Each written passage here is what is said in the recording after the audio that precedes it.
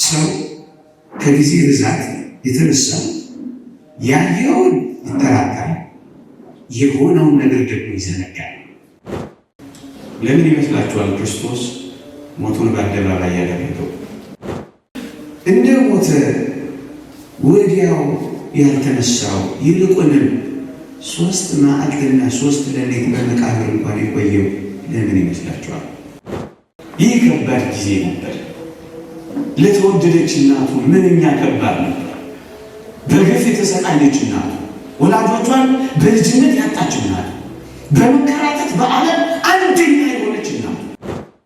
የክርስትና ጥልቁ ጉልበት፣ የመንፈሳዊነት ብርቱ ኃይል የትንሣኤው ኃይል። በዚች ሌሊቱ ይህ የትንሣኤው ብርሃን በኢየሩሳሌም በተአምራት እየበራ እንኳን የዓለም ልብ እኮ ጨልሟል ወገኖቼ። ሁል ጊዜ በየዓመቱ የትንሣኤው ብርሃን ሆሊ ፋየር ይባላል። አሁን ጌታችን በተነሳበት ሰዓት ከጥቂት ጊዜ ቆይታ በኋላ ይህ ብርሃን በተአምራት ይበራል።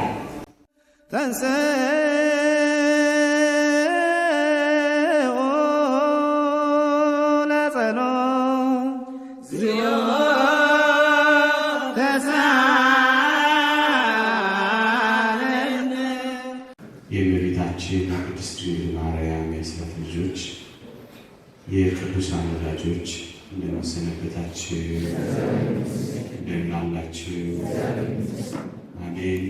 በምሕረቱ የጎበኘን በቸርነቱ ያልተለየን በረድኤት የባረከን በምስጢራት ተሳትፎ የተዋሃደን አምላካችን ፈጣሪያችን መድኃኒታችን ልዑል እግዚአብሔር ዘላለማዊ ስሙ የተመሰገነ ይሁን። ለቀደምት አበው ለነቢያት፣ ለቅዱሳን ሐዋርያት፣ ለሐዋርያውያን አበው፣ ለሊቃውንት የገለጸውን ጥበብና ምስጢር ለሁላችን የሚግለጽልን ከዚህች ዕለት በረከት ረድኤት ለሁላችንም ያሳትፈን። አሜን። ጌታ በእውነት ተነስቷል። በተወሰነች ደቂቃ የምንማርበት የትምህርታችን ርዕስ ነው። ጌታ በእውነት ተነስቷል። የሉቃስ ወንጌል ምዕራፍ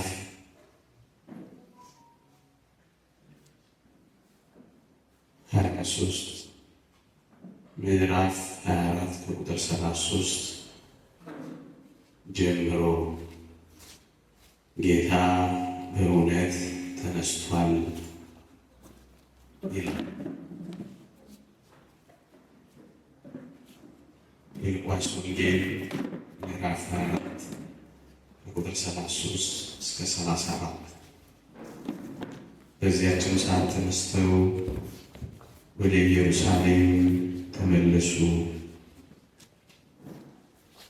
11ዱና ከእነርሱ ጋር የነበሩትም ጌታ በእውነት ተነስቷል፣ ለስምዖንም ታይቷል እያሉ በአንድነት ተሰብስበው አገኟቸው ይላል።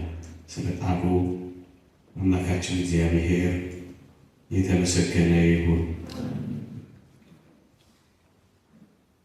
እኛ ክርስቲያኖች የምናምነው እኛ ክርስቲያኖች እዚህ የተሰበሰብነው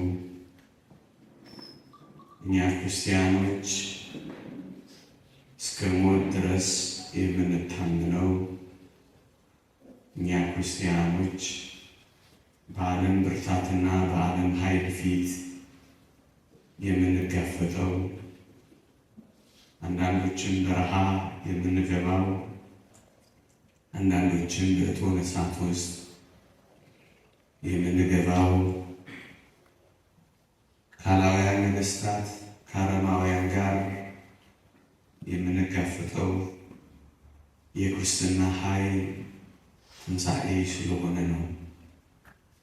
ቅዱስ ጳውሎስ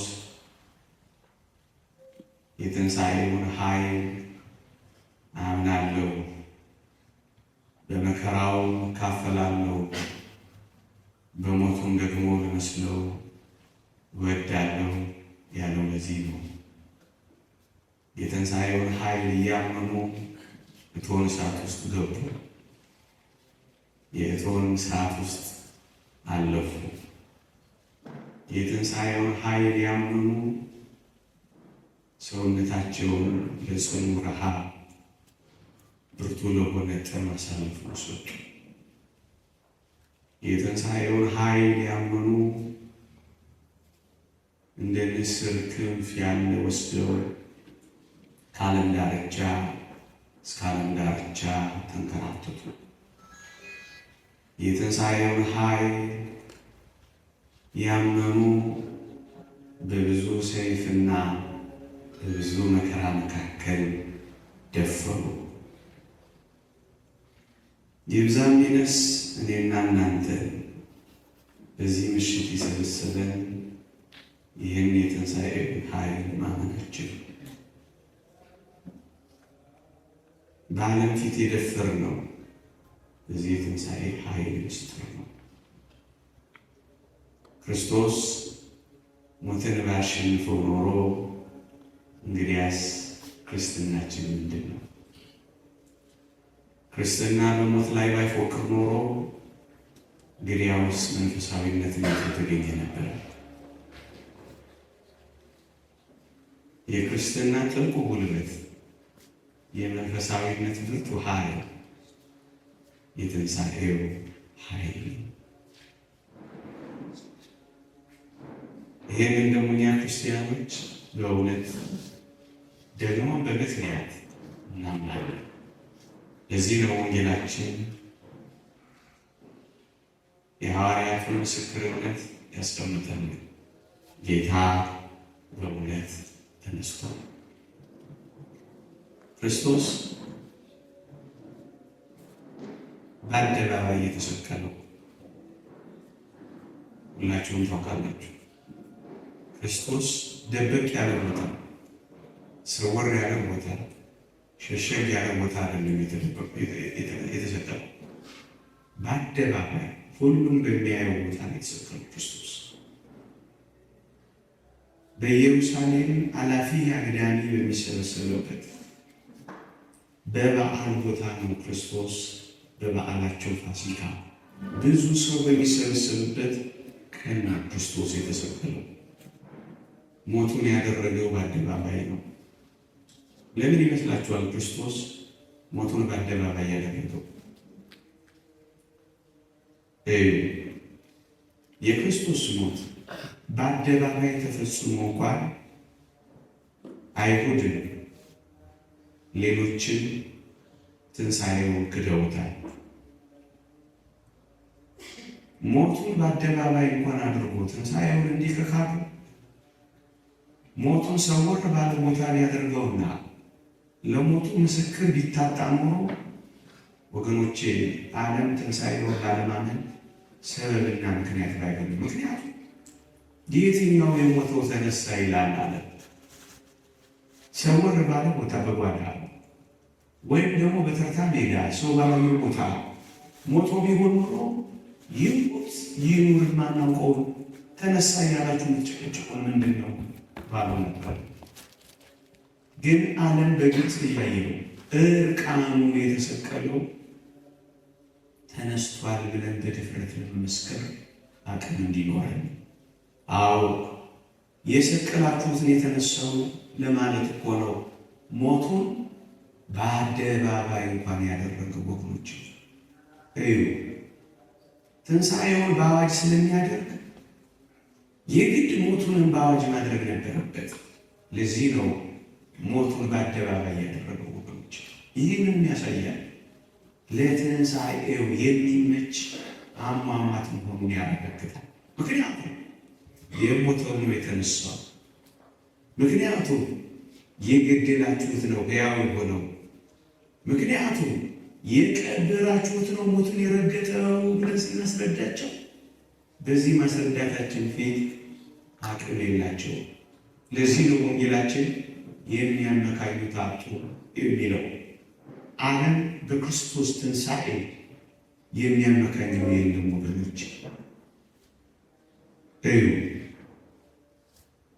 ለሞቱ ምስክሮች፣ ለሞቱ የዓይን እማኞች፣ ለሞቱ ገዳዮቹ እያሉ መነሳቱ ምን እንደሚያሳይ ታውቃላችሁ? ሲሞት ያልታየ፣ ሲሰቀል ያልተመለከቱት፣ ማንም ለሞቱ ምስክር ያልሆነለት ድንገት ተገልጦ ተነሳው ቢል ይታመን ነበር ብላችሁ ታስባላችሁ? አንድ ሰው ድንገት ተገልጦ ተነስቻለሁ ቢል የሞት አይሞት በምን ይታወቅ ነው? አያችሁ፣ ለትንሣኤው የተመቸ ሞት መሞት ማለት ሞቱን እያረጋገጡ ነው ትንሣኤውን የገለጠው ጌታችን። ድንገት ተገልጦ ተነሳው ቢል ለሞቱ ምስክር ከሌለ እንዴት የታመነ ይሆናል? በአደባባይ እርቃኑን የተሰቀለው ሰው ሁሉ እያየው የተንገላታው ለምን ይመስላችኋል? አዎ ሰቅለን የገደልነው ነው የተነሳው ለሚለው ምስክር ይገኝ እኮ በአደባባይ እንኳን የተሰቀለው። ይህ ብቻ አይደለም ክርስቲያኖች፣ አንዳንድ ነጥቦችን የምር እናስተውላቸው። ጌታችን እንደሞተ ወዲያው መነሳት ይችላል አይችልም? ይችላል አይችልም? ይችላል። እንኳን ወዲያው መነሳት ላይሞትም ይችላል። ግን እንደሞተ ወዲያው ያልተነሳው ይልቁንም 3 መዓልትና 3 ሌሊት በመቃብር እንኳን የቆየው ለምን ይመስላችኋል? አሁንም እንዳልኳችሁ በዓለም ፊት አፋቸውን ለመዝጋት ነዋ። በዓለም ፊት ሞገታቸውን ለመሻር ነዋ። በዓለም ፊት የክርስትናን አቅምና ኃይል ለማሳየት ነዋ። እንዴት እንደሞተ ወዲያው ተነስቶ ቢሆን ኖሮ ምን ሊሉ እንደሚችሉ ታስባላችሁ? እንዴ ወዲያው እኮ የተነሳው ሞትን እኮ ሙሉ ለሙሉ ስላልሞተ ነው። መች ሞተ እንዴ? ያ ሁሉ መከራ አዙረው ደግሞ ፌት አደረገው፣ ደግሞ የሰጠነው የወይን ጠጅ አሰካረው እንጂ መች ሞትን ሙሉ ለሙሉ ተቀበለ? ኧረ ውሸታቸው ሞሱ ሞተ ይሉን ነበር። ለዚህ ነው ጌታችን እንደሞተ ወዲያው ያልተነሳው። ይልቁንም በአይሁድ ልማድ 3 መዓልትና 3 ሌሊት ከቆየ አንድ ሰው እንደሞተ ያረጋግጡ ነበር። ለዚህ ነው በ3ኛው ቀን ወደ መቃብር ይገሰግሱ። 4ኛ ቀን ላይ ነው ይሸታል ያሉት አልዓዛርን እኮ ለዚህ ከ3 ቀን በኋላ ወዲያው እንኳን ያልተነሳው እኮ ምክንያት እኮ ሊያሳጣቸው አልሞተም ወይ ሙሉ ለሙሉ ሞትን አልተቀበልም የሚለው የዓለምን ትችት ያሳፈረ አሟሟትና ትንሣኤ በእውነት ክርስቶስ ተነሳ። እሺ 3 ቀን እንኳን አይቆይም። እሺ 1 ቀን ብቻ አይቆይም። 1 ቀን ብቻ በመቃብር ቢቆይ አይበቃው? ይህ ትንሣኤውን አረጋገጠልን ነበር በዓለም ፊት። እንዴ የዓለም ልብ እኮ ከባድ ነው። ይህ እስካሁን ድረስ እንኳን እንደሚሟገቱ አታየው። በዚች ሌሊቱ ይህ የትንሣኤው ብርሃን በኢየሩሳሌም በተአምራት እየበራ እንኳን የዓለም ልብ እኮ ጨልሟል። ሁሉ ጊዜ በየዓመቱ የትንሣኤው ብርሃን ሆሊ ፋየር ይባላል። አሁን ጌታችን በተነሳበት ሰዓት ከጥቂት ጊዜ ቆይታ በኋላ ይህ ብርሃን በተአምራት ይበራል። ይሄንን እንኳን ለማመን የዘገየ ልብ ያለዋል እንኳን እኔና ተዘከሩ ብርሃን እስካሁን ይበራሉ በጨለማ እንኳን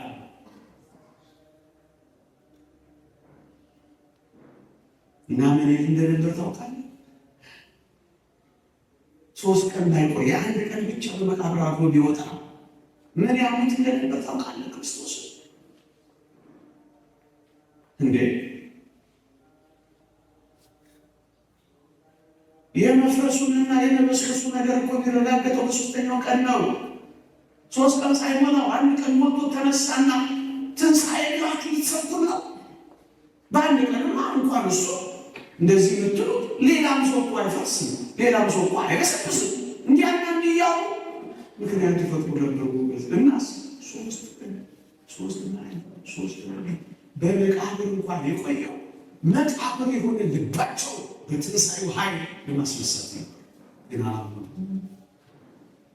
አላመኑት። ግን ይህንን ካሰላሰል ካቀረ እሺ 3 ቀን አይሆን፣ እሺ 1 ቀን አይሆን፣ እሺ በዘማ ተቆለ ምን አስደንቃል? አንዱ 3 ቀን እንደ መስቀሉ አንዱ 300 ዓመት ለምን ቆየን? ደግሞ ለምን አይነሳ ይችላል? ምን ይሳናል? ምን ያቀጣው? ብዙ ጊዜ ስለመቃብር ቆይቶ እንደ መስቀሉ አስደንቃል። ለምን ቶሎ መነሳት? በሶስተኛው ቀን መነሳት ለምን አስፈለገው?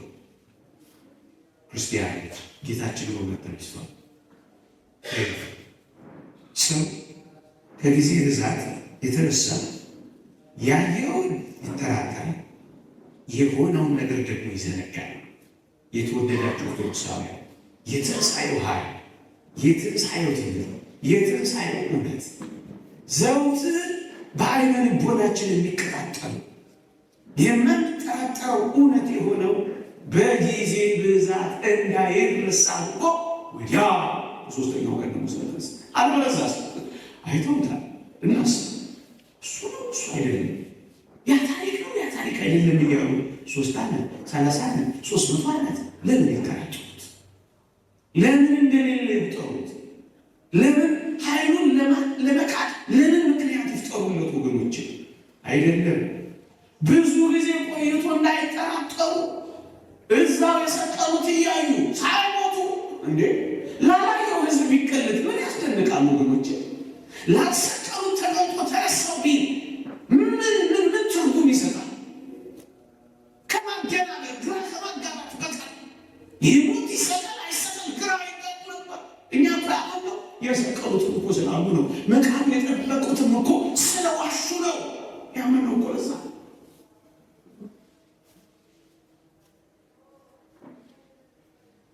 ብዙ ጊዜ ለመቆየት ያዩትን እንዳይጠራጠሩ የሆነውን ነገር እንዳይዘገይ እንዳይረሱ ብዙ ጊዜ ደግሞ ያልቆያቸው ሲሞት ያዩት ይልቁንም የሰቀሉት እያዩ በመነሳቱ ምክንያት እውነት ነው የሰቀሉ እራሱ በምስጢር እንዲሆን ይነጋገራል። እንዲህ እኮ ነው እንዲያፍሩ ሊሳቀቁ ሊሸባቀቁ ኃይል ሊያቁ ጉልበት ይገዳቸው እንዲህ ታባቸው ሰርቃውት ነው ከምትርሶ ያልኩ ወይ መዛቸው ነው። ይሄ ብቻ አይደለም። በጣም ብዙ ጊዜ በመቃብር ቆይቶ ቢሆን ኖሮ አሁንም ሰበብ ያገኙ ነበር። ለምን ሰውነቱን በሌላ ሰውነት ቀይሮ መጣ እንጂ እሱ አይደለም የሞተው አይደለም የተሰቀለው አይደለም የኛ የቀበርነው አይደለም ብለው ሌላ ሰበብና ምክንያት ይፈጥሩላችሁ።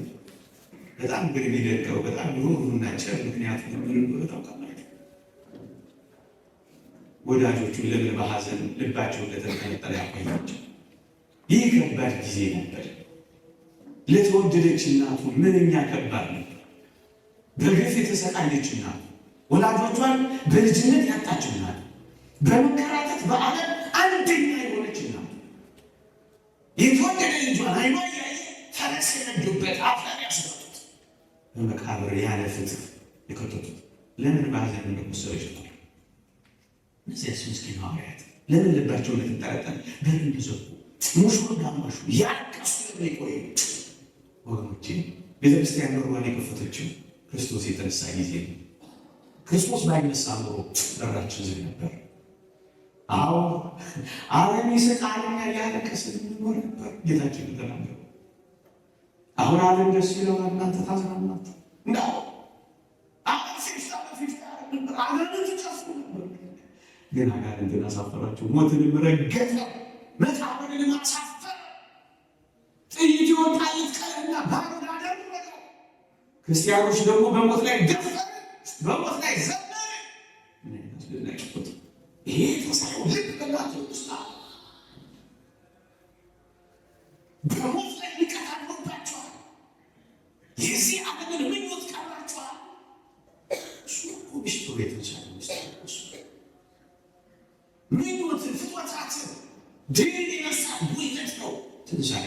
ወገኖቼ ባጭሩ ወዳጆቹ ለምን ይዘኑ?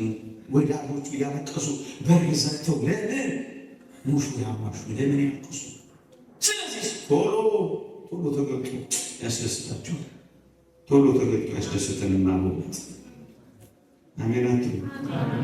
ዩኒቨርሲቲ አሜን አይባልም። አራምንጂ ነው ጨንቋቸዋል።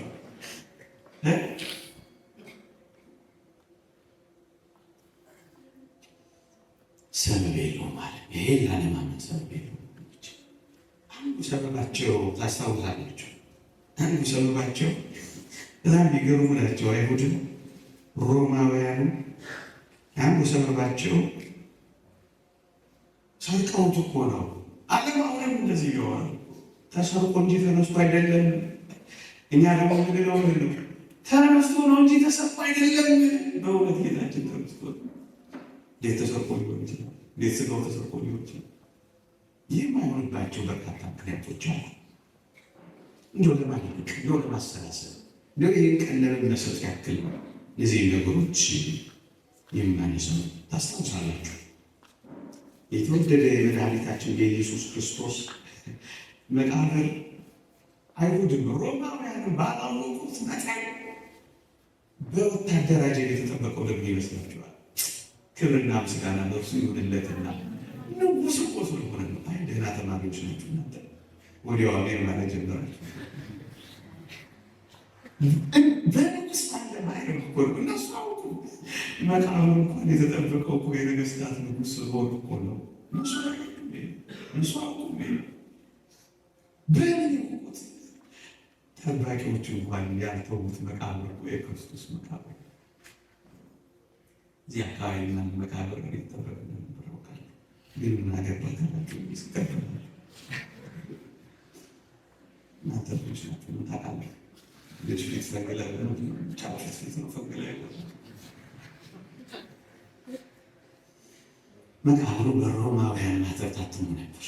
የሮማውያን ማተብ የሚነካ ሁል ጊዜ ሟች ነው። ማተብ ያትማማ ከመቃብሩ ጋር በክርስቶስ መቃብር ላይ ማተብ የታተመው ከሞት ቅጣት እንኳን በላይ የሆነ የትንሣኤ ኃይል ለማረጋገጥ እነሱ የጉልበታቸውን ኃይል ሲያሳዩ፣ ክርስቶስ ደግሞ በመቃብር በማኅተም የታተመው የሮማውያን መቃብር ማፍረሱ ማሸነፉ ማለት ነው። መቃብሩ አልፈረሰም፣ የታተመው ማሸነፉ ግን ከጉልበት ከኃይል በላይ መሆኑ ነው የሚያሳየው። ማን ወንድ ግን ያችን ማተብ ይነካት መሰላችሁ? ማን እግዚአብሔር ያሳያችሁ ነው ያመጣችሁ። በሕይወት እያለ የሸፍታ ሐዋርያት አሁን ማን ይሙትና ከሞተ በኋላ መቃብሩን ውስጥ ያለው ስጋ ለመውጣት የሮማውያንን ማኅተም ነክተው ሞት ይቀበላሉ ተብሎ ይታሰብ።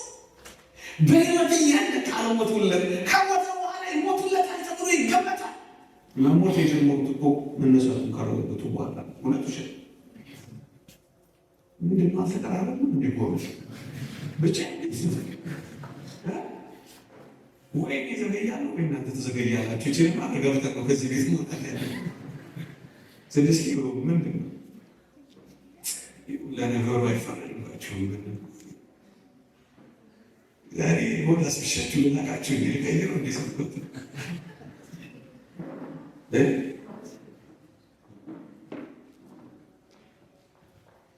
በሕይወት እያለ ካልተጋደሉለት የሮማውያን ማተብ ነክተው የሚሞቱለት ምክንያት ምንድን? ለምን ይሞቱለት? እየሰማችሁ ተቆጣችሁ። ብቆጣችሁ ሳኔ ሰጣችሁ ሊሞቱለት የሚችሉለት ምክንያት የለም። ምክንያቱም በሕይወት እያለ ሸሿል፣ በሕይወት እያለ ተቀጠቋል። ታዲያ ማን ወንድ ነው? የሮማውያን ማተብ የመጨረሻው ሞት ነው። ቅጣቱ ሞት ነበር። በቁም እያሉ ካልሞቱለት ስጋውን ወስዶ ቅጣቱ የሚቀበሉለት ምን አቅም ነበራቸው? በኋላ ምንም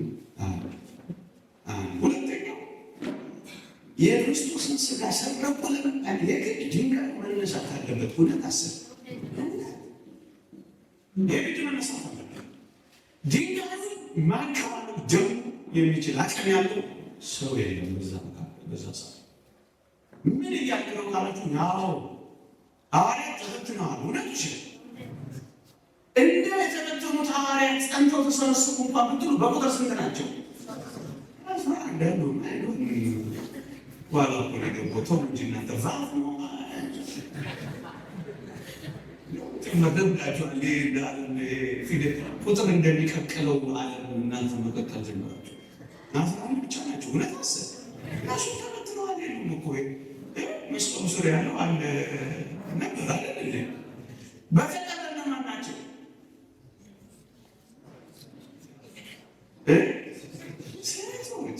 ሴቶች ድንጋይ ያንከባልላሉ። 20 ሰው በላይ ነው ያንከባልሉ። ማረጋገጥ ትችላላችሁ፣ ማንበብ ትችላላችሁ። እንኳን ክርስቶስ የተዘጋበትን መቃብር ቀርቶ ታስታውሳላችሁ። ውሃ የእረኞቹን ውሃ እንኳን ለማንከባለል 20 ሰው ካልሆነ በቃ ተደራጅተው ነበር። እንደዚህ ዘመን የሚያነሱት 1 ለ5 ወይም ለ20 ይሄ ለ20 ሴቶቹ ታዲያ ድንጋይ ማንከባለል እንዳይቻሉ የምታውቁት ድንጋዩን ማን ያንከባለል የሚላል ነበር ጥያቄያቸው። ሆነ ታስብ። ስለዚህ ከነሱ አቅም በላይ ሴቶች እንኳን ድንጋይ ለማንከባለል በዝተው እንጀራ ለመብላት እንኳን አይቆጠሩም ነበር። አትቆጠሩም ነበር አይደል? ሕፃናት ከመብላታቸው መፈርፈራቸው እውነት አስብ። ሴቶች ከመብላታቸው ማፈራቸው የድሮዎቹ ቤዛኖች በሰላም ታስፈልግ የጫማ ማለት እንዳይወርድ ድንጋዩን ለማንከባል አቅም የሌላቸው ሰዎች ድንጋዩን አንከባለው ሰረቁት። በፍጹም መሰንበጃ አይደለም፣ ተሰርቆ አይደለም። ይህ መሆኑን በሞቴ ተነስቶ ተሰርቆ አይደለም፣ ተነስቶ ሌላ ነገር ሊገራችሁ በጣም እንደው ጥቂት ያሰላሰለ ሰው ቢደርሱበት አባቶቻችን የነገሩ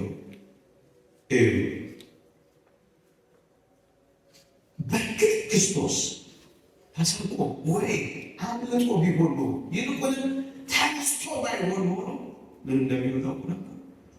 እነዚህ ጠባቂዎች በሙሉ ይገደሉ ነበር። ክርስቶስ ቢሰረቅ ኖሮ፣ ክርስቶስ አምልጦ ቢሆን ኖሮ ጠባቂዎቹ ይገደሉ ነበር። በክርስቶስ የትንሣኤና የመቃብር ሁኔታ ግን ጠባቂዎቹ ተገደሉ የሚል አገኙ። 2 ማስረጃ አቀርብላችሁ የሰማችሁ። ጳውሎስና ሲላስ በወህኒ ቤት ታስታውሱ ከሆነ ሲዘምሩ እዚህ በሐዋርያት ሥራ እንደተመዘገበው የወህኒው መሰረት ተናወሰና የወህኒው መዝጊያ ወለል ብሎ ተከፈተ። በመዝሙር ነው አንተ የወህኒው መሰረት ተናወጠ፣ በሩ ተከፈተ። ጨሳ አዋራው ጨሰ ነው አዋራ ጨሰው ቋጥ ምን አርገው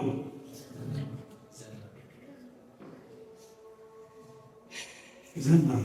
ሌክቸር መስሏችሁ ነው ዝም የምትሉ ተሳተፉ ተሳተፉ እንዲቦር ዘመረው እንዴት ደቂቃ የወህኒ ጠባቂው ያመለጠ መሰለውና ራሱ ሊያጠፋ ሰይፉን አነሳ። ያን ጊዜ ቅዱስ ጳውሎስ እኛ በዚህ አለ በራስ ላይ አንዳች አታድርግ አለ። የወህኒ ጠባቂው ለምን ሰይፍ ያነሳ ይመስላችኋል? ጳውሎስና ሲላስ ካመለጡ ወይም ከወጡ ምን ይሆናል?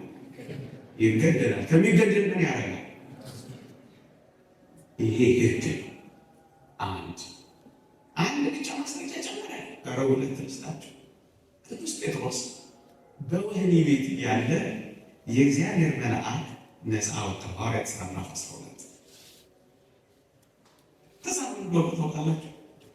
እንዲህ ይላል ናግብላችሁ ሄሮድስም አስፈልጎ ባጣው ጊዜ ጠባቂዎቹን መረመረ፣ ይገድሏቸው ዘንድ አዘዘ ይላል ሐዋርያት ሥራ ምዕራፍ 13። ቅዱስ ጴጥሮስ መልአኩ አስመልጦታል። ሄሮድስ ጠባቂዎቹን አስመልጧል። ባጣው ጊዜ ግን ጠባቂዎቹን ምን አስደርጓል?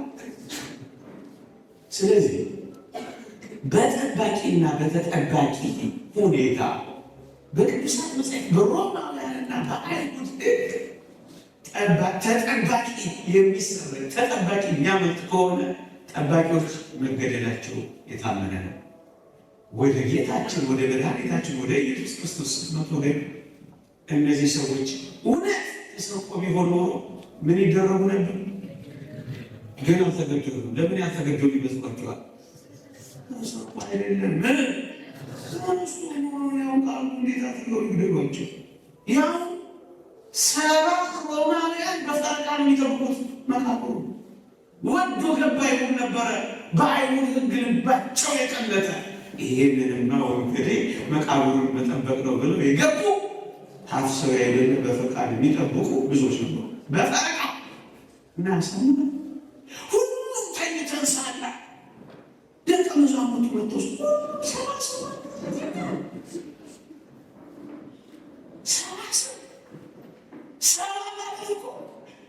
ወታደር ነው። ወታደር ስታባዘ ብዙ ነው። በተማሪ ተማሪ ሙስሊም ተማሪ አጥንቶ መተኛት ነው።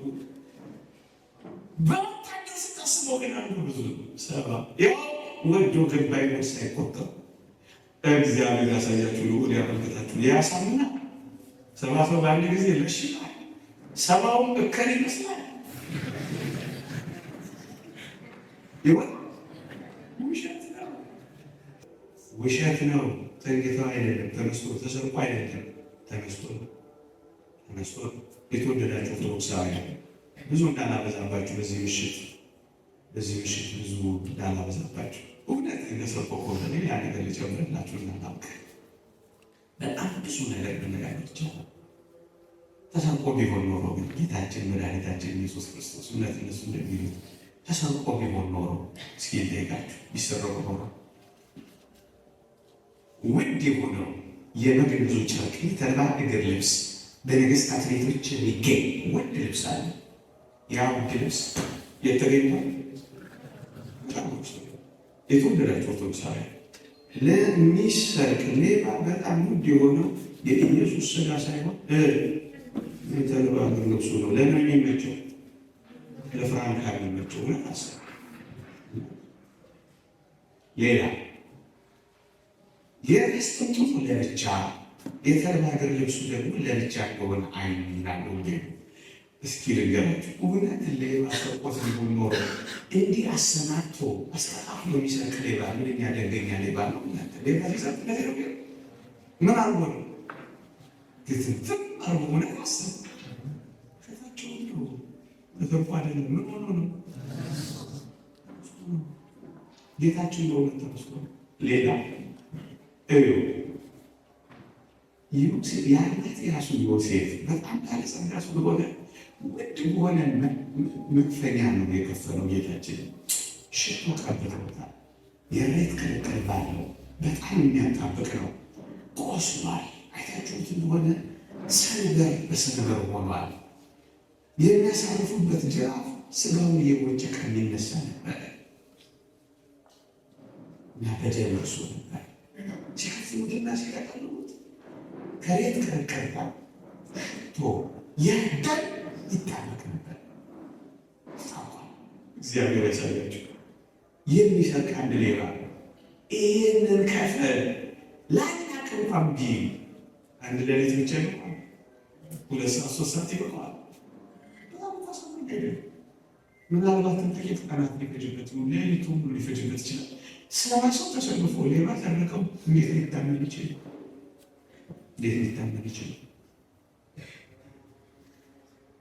የተወደደ መድኃኒታችን እጅግ በጣም የሚገርማችሁ ግን ምክንያት እንዲያጡ አድርጎ ልዩ የትንሣኤውን ኃይል የገለጠው የመቃብሩን ነገር ከሐዋርያት እጅ ፈቀቅ ያደረገ ጊዜ ወገኖቼ። መቃብሩን ከሐዋርያት እጅ ለምን ማነው የቀበሩ? ማንና ማናቸው የቀበሩት ናቸው አይደል? ይሁ ሐዋርያት ቀብረውት ቢሆን አልሞተም እኮ ደብቀውት ነው። የሆነ ቦታ ሰውረው አስቀምጠውት ነው። መች ሞተ ይሉ ነበር።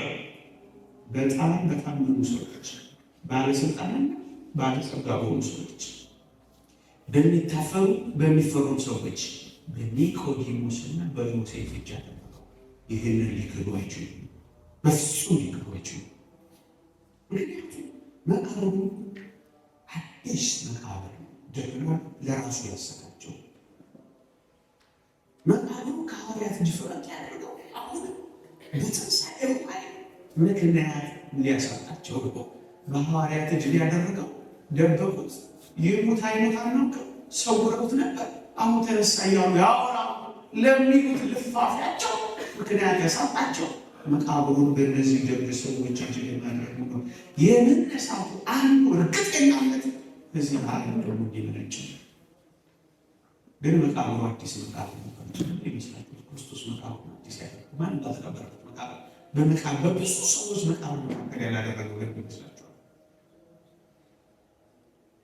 በእነሱ ያትክልት ቦታ ያደረገው መቃብሩ እንደሚመስላቸዋል። ከብዙዎች ጋር ተቀብሮ ቢሆን ኖሮ ምን እንዳናውቅም እንዴ በነቢዩ በኤልሳ መቃብር ላይ አንድ አደጋ ጣይ መጥቶ ቢያሳርፉ ጊዜ የሞተ ሰው ተነስቷል ነበር እንዴ? ታዲያ ይህ ክርስቶስ ኢየሱስ የሚሉትም የሆነ ደግ ሰው አጥንት ሊነካል የተነሳው በራሱ ኃይልና ስልጣን አይደለም የተነሳው። ለአስነሽነቱ ምክንያት አለው። እሱ አንድ ደግ ሰው እዚህ መቃብር ውስጥ ቢኖር ነው ወይ ከነቢያት ወይ ነው ያስነሳው የሚል ሀሜት እንዳያም ማንም በተገበረበት አዲስ መቃብር ተደረገ። ጌታችን በእውነት መነሳቱ ነው ይህ ሁሉ የሚያረጋግጥ። በመጨረሻ ሞቱ የክርስቶስ ትንሣኤው የክርስቶስ ሐሰትና ፈጠራ ከሆነ የተወደዳችሁ ኦርቶዶክሳውያን ሐዋርያት ከዚያ በኋላ ሰጣጭ የሆነ መከራ እንኳን ለመቀበል ለመስማት የሚዘገንንን መከራ ለምን ይቀበላል? እንዴት ተቀበሉ? እንዴት ቻሉ? መከራ ሊቀበሉለት ይገባል። የተራሞት ከሆነ ክርስቶስ ካልተነሳ ይህን ሰጣጭ የሆነ መከራ ሕዋሳቸውን መቋረጥ፣ ቆዳቸውን መገፈፍ፣ በኔሮን ቄሳር መናፈሻ ግቢ ከነ ሕይወታቸው መቃጠል፣ ከዘይት ተራራ ላይ መፈጥፈጥ፣ በእቶን እሳት ውስጥ መጣ በመቆራቆር መፈጨት እንዴ በቃ ሞተ። ለማን እናት ለልጇ ታረጋለች? በቃ ሞተ። ቀበረች፣ ተመልሳ ንፍሮ ትበላለች። ባሏ ሞተባት ሴት ላይ ታረግም ቢያንስ ነው ታረጋለች። ሳንቷን ትላቻለች። ትንሽ ሰጠን ያለች ከሆነችና ልቧን ቆረጠላት ከሆነ አቆራረጧን ታስተካክላለች። ባሏ እንደሞተባት እንደዚያ ምን ታረጋለች? ምን አረገችው? እነዚህ ተላጨችው አብሶ ባቆመቱ ይሄን ተላጨችው፣ ይሄን አሰደገችው። እንደዚህ አይነት አቆራረጥ ሰምታችሁ ታችሁ መጣቁ ነገርኳችሁ ዛሬ እና ቢተቆጣ የሰፈሩ ሰው አሳፈረቻቸው እና ጎረቤቶቿ ሰለስት እንዳለፈ ተናደው መጥተው ምን ነው ሰዎችን እንዲያረጅ ተላጭተሽ አሳፈርሽን አሏታ። እሱ ምን አለችው? ምን ላድርግ ባሌ ቢሞት ባስን ተላጨውታለች። ነው የተላጨችው ክፍል እያሳየ ምን ላድርግ ልብ ያልቆርጥ ብሎ የሌላ ባል ካገኘው ብያሰ